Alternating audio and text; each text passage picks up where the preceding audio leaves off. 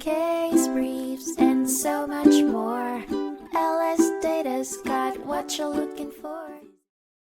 In 1987, the Maine Supreme Judicial Court presided over an unusual case, Byram v. Maine, which centered around a tractor trailer and a pet donkey's fateful meeting on the highway. The incident in question began when Peter Maine's pet donkey broke from its enclosure and managed to wander onto the highway. Ray Byram, a tractor trailer driver, then crashed into the loose donkey, causing damages. Consequently, Byram sued Maine for negligence. Surprisingly, the court initially ruled in Byram's favor, imposing strict liability onto Maine for the damages caused to Byram's rig. The verdict stated that as the animal's keeper, Maine was primarily responsible for any harm caused by his pet donkey, regardless of the circumstances. However, Maine contested the ruling and took the matter to the appeal courts. The appellate court found the case intriguing and grasped the opportunity to reflect on the legal implications of animal liability in detail. In doing so, they adopted the rule from the Restatement, second, of Torts section 518,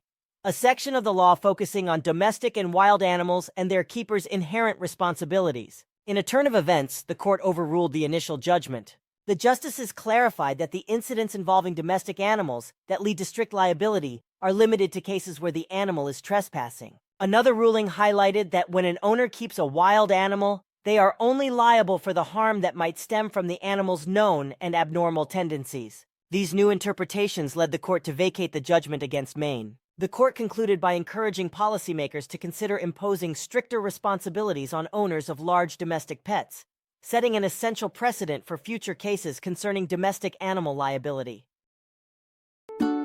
Case briefs, and so much more. LSData's got what you're looking for. Visit lsd.law, elevate your mind. Leave the stress of class.